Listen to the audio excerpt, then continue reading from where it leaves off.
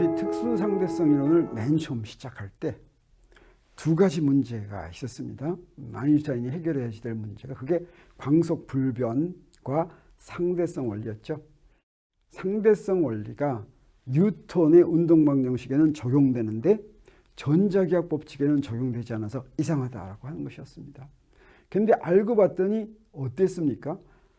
뉴턴의 운동방정식이 상대성 원리에 부합한다라고 하는 뜻은 뭐였냐면 갈릴레이 변환하더라도 똑같은 형태로 표현된다는 것이었죠.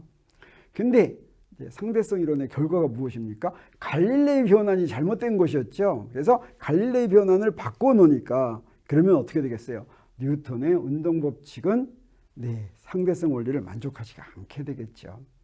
그런데 전자기학 법칙은 로렌츠 변환 아래서 상대성 원리를 만족하게 돼 있습니다. 그 만족하게 돼 있다고 하는 것은 사실은 로렌츠 변환을 안 해봐도 바로 알아요. 어떻게 사느냐? 자, 그 이야기를 하겠습니다. 뉴턴의 운동 방정식은 이렇게 써져 있는데 이거 어떻게도 쓸 수가 있냐면 자, 이렇게도 쓸 수 있는데 자, 이 식이 로렌츠 변환에서 형태를 바뀌냐 안 바뀌냐라고 하는 것은 다시 말하면 서로 다른 관성계에서 같은 형태인지 아닌지는 어떻게 하냐면 이 식이 4차원 벡터로 표현되어 있으면 그러면 로렌츠 변환 하더라도 형태가 안 바뀝니다. 4차원 벡터가 바로 그거였죠. 4차원 벡터는 로렌츠 변환 하더라도 형태가 그대로 있는 거. 네, 그것이 바로 4차원 벡터였습니다. 그래서 자, 이거 수정해야지 되는데 갈릴레이 변환 아래서는 상대성 원리가 만족했지만 로렌츠 변환 아래서는 상대성 원리가 만족하지 않기 때문에 이거 이제 수정해야 됩니다. 다시 말하면 아인슈타인의 상대성 원리는 만족하지 않으므로 아인슈타인의 상대성 원리는 사실은 그게 뭐였냐면 서로 다른 관성계에서 모든 자연 법칙이 같은 형태가 된다라고 하는데 한 관성계에서 다른 관성계로 변환하는 게 이게 갈릴레이 변환이 아니라 이제 로렌츠 변환이 된 것입니다. 그래서 자, 이렇게 되어 있으면 이것은 비상대론적인 근사법칙이어서 이제 상대론적으로 만들어 놓으려면 어떻게 해야 되냐면 이놈들을 전부 다 4차원 벡터로 표현하면 되는 것입니다. 그리고 4차원 벡터로 표현하거나 또는 4차원 스칼라로 표현된 식은 이건 로렌츠 변환 아래서 불변입니다. 그래서 이거는 상대성 원리를 만족하는 거예요. 그래서 상대론적으로 옳은 식이 되는 것입니다. 이걸 어떻게 뉴턴의 운동방정식을 상대론적으로 옳은 식으로 바꿔놓을 것인가 하는 것이 이제 우리의 과제라고 할 수가 있겠어요. 그래서 이거 어떻게 하면 돼요? 사실은 4차원 벡터로 표현하면 된다라고 하는 것이. 뉴턴의 운동방식을 수정할 때 이놈을 어떻게 하면 되겠습니까? 우리가 4차원 벡터로 만드는 거 보니까 어떻게 해요? 이거 하면 되는데 우리가 전에 했었죠. 바로 다 했습니다. 어떻게 하면 됩니까? 자, 저기에 선운동량이 있으면 그 4차원 선운동량 이렇게 딱 쓰면 되겠죠. 그리고 저 시간은 어떻게 돼요? 고유 시간으로 쓰면 되겠죠. 그리고 우리 하나 안 한 게 뭐냐면 저 벡터, 힘을 4차원 벡터로 표현하면 되겠죠. 그래서 문제는 뭐냐면 힘을 과연 4차원 벡터로 표현할 수 있을 것인가 하는 문제가 됩니다. 그래서 우변은 자, 운동량 벡터는 4차원 운동량 벡터로 시간은 고유 시간으로 바꾸니까 해결이 됐는데 좌변은 어떠냐? 근데 저게는 그렇게 표현할 수 있는 게 이제는 어떠냐면 구체적인 힘이 무엇이냐에 따라서 그렇게 할 수 있느냐 없느냐가 정해집니다. 우리 특상대성 이론이 나오기 전까지는 그냥 힘은 전부 다 똑같은 방법으로 그냥 3차원 벡터로 표시할 수가 있었지만 이제 우리 힘에는 어떤 것들이 있었습니까? 힘은 알고 봤더니 기본 힘 4가지가 있었죠. 이 4가지 중에 어떤 것이냐에 따라서 4차원 벡터로 표현할 수가 있는 것도 있고 없는 것도 있다라고 하는 것인데 전기력은 원래 4차원으로 다 표시가 가능합니다. 전기력은 어떠냐? 원래부터 상대성 이론에 부합하게 돼 있어요. 전자기에 나오는 모든 식들은 전부 다 4차원 스칼라와 4차원 벡터 그리고 4차원 텐서로 표현이 됩니다. 특수상대성 이론에 다 부합되게 돼 있습니다. 근데 만유인력은 어떠냐? 뉴턴이 일반 상대성 이론으로 하는 것이 바로 이 만유인력 문제입니다. 일반 상대성 이론의 중요한 효과는 바로 뭐냐면 뉴턴이 말한 만유인력이라고 하는 상호작용은 없다라고 하는 것입니다. 알고 봤더니 질량과 질량 사이에 서로 잡아다니는 게 아니었다라고 하는 것입니다. 사실은 뉴턴도 태양과 행성이 서로 잡아다닌다고 하는 무슨 직접 증거가 있었던 건 아니죠. 무엇만 봤습니까? 태양이 있는데 태양 주위를 행성들이 타원 궤도를 돌죠.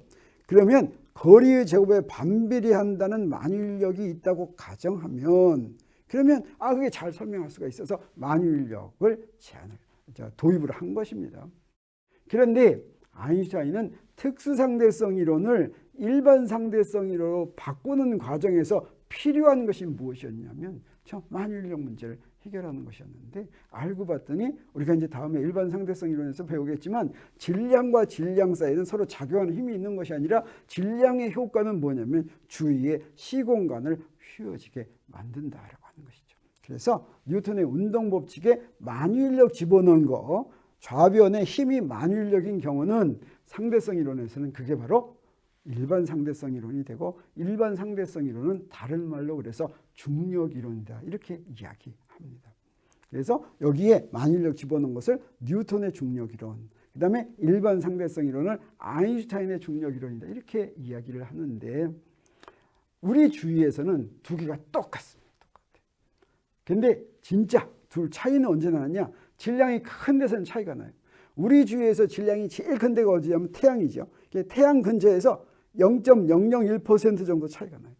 근데 더 질량이 큰 데가 어디가 있냐? 블랙홀 같은데 그때는 완전히 100% 차이가 난다라고 하는 것이죠.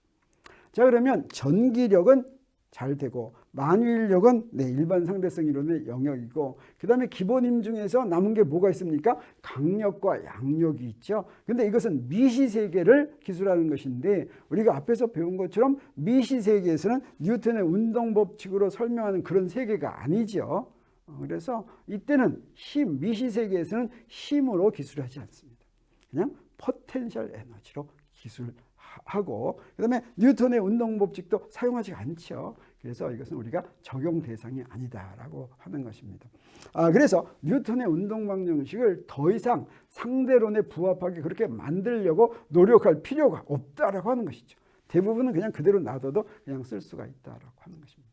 그래서 뉴턴의 운동방정식을 아인슈타인의 특상대성 원리를 만족하도록 만들기도 어려울 뿐더러 실제로 필요한 것도 아니기 때문에 만들지 않더라도 그러나 우리 주위에서 보는 역학적인 현상들 중에서 상대론적인 효과가 나게끔 하는 데는 어떻게 하면 되느냐? 우리 아까 좌변 만든 거 있죠? 우변을 뭘 만들었습니까? 상대론적 운동량으로 이렇게 바꿨었죠. 우변의 힘은 그대로 두고 상대론적 4차원 운동량 중에서 공간 성분만 갖다 씁니다. 그렇게 해서 풀어도 시간 성분 버리고 그렇게 하더라도 상대성 이론의 효과가 충분히 잘 반영되는 거 우리가 알 수가 있어요. 그래서 그렇게 한 것과 그 전에 비상대론적인 것과 한번 비교하겠습니다. 비상대론적에서는 어떻게 했느냐? 자, 이게 비상대론적인 역학인데 여기서부터 우리 일 에너지 정리를 이제 유도하는데 그때 일 에너지 정리 유도할 때 어떻습니까? 좌변과 우변에 dr을 곱합니다. 그리고 적분하죠. 그래서 적분하면 뭐가 되냐? 좌변을 적분한 게 이거 우리 1학기 때 한 거예요. 좌변을 적분한 게 물체가 이동할 때 그 힘을 가하면서 이동하면서 한 1입니다. 그리고 우변을 적분하면 어떻게 되냐면 우변을 적분하면 자 요거 이렇게 한 게 여기다 이렇게 적분한 거 요놈이 이런 꼴로 돼 가지고 요걸 적분하면 2분의 1 mv 제곱 꼴이 돼서 여기서부터 우리가 뭐가 나오냐면 운동 에너지가 2분의 1 m0 v 제곱이다라고 하는 것을 알게 됩니다.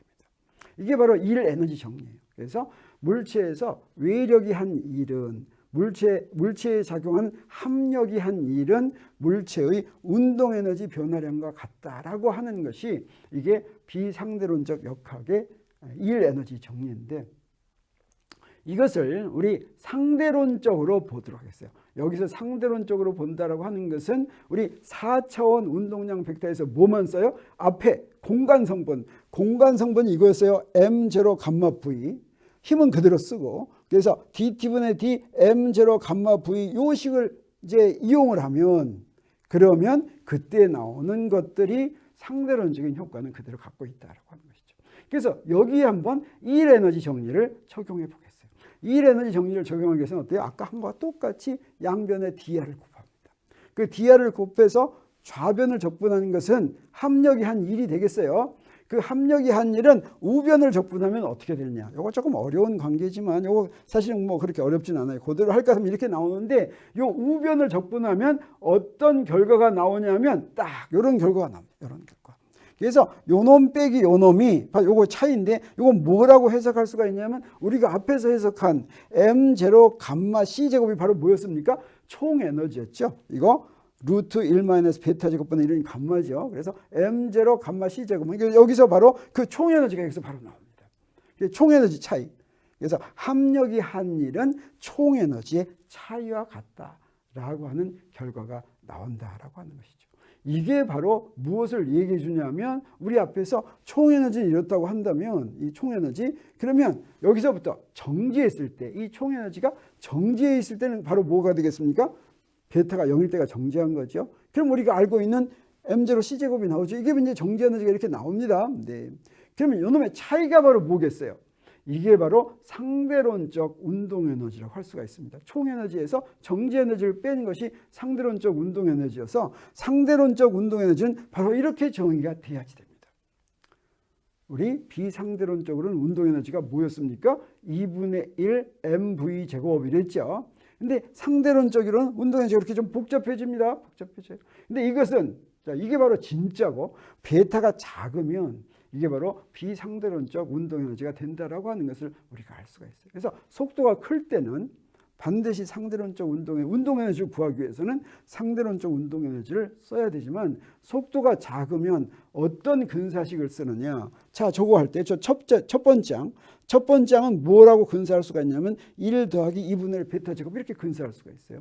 그래서 거기서 1을 빼면 뭐가 됩니까? 2분의 1 베타 제곱이 되죠.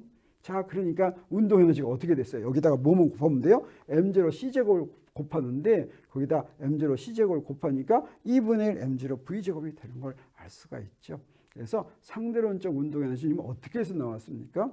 네, 4차원 벡터로 확장시킨 뉴턴의 운동 방정식에서 힘을 잘 모르니까 공간 성분만 빼다 썼습니다.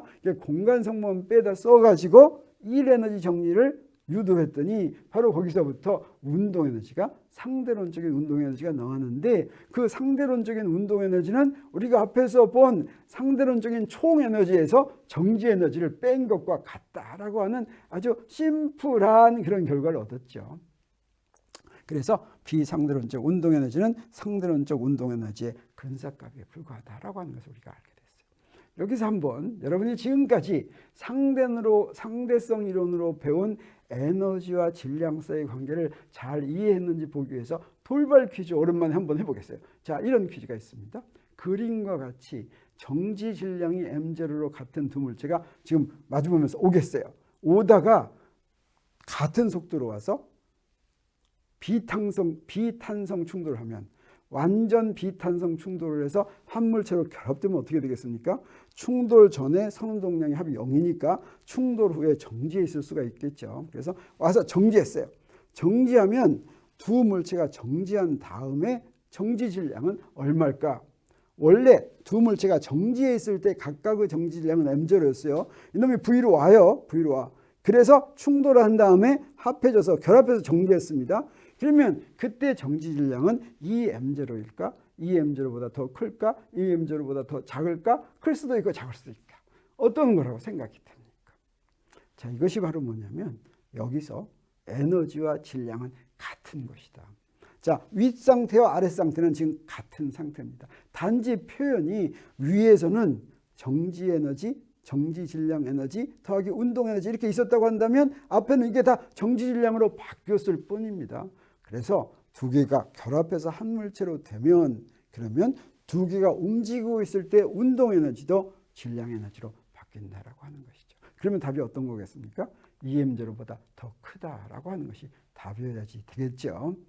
네, 이렇게 해서 자, 이번 정리를 할 것 같으면 네, 뉴턴의 운동 방정식은 상대성 이론에 부합되게 만들 필요도 별로 없고 또 만들기도 쉽지 않으니까 만들려고 노력하지도 않는데 특수 상대성 이론에 의할 것 같으면 운동 에너지의 개념이 뭐냐? 총 에너지에서 정지 에너지를 뺀 것으로 의미가 분명하죠. 운동은 자, 전체 에너지에서 정지했을 때 운동 에너지를 빼면 그 나머지가 바로 뭐겠습니까? 운동 에너지겠죠. 네, 그렇게 이렇게 생각할 수가 있다고 하는 것이죠.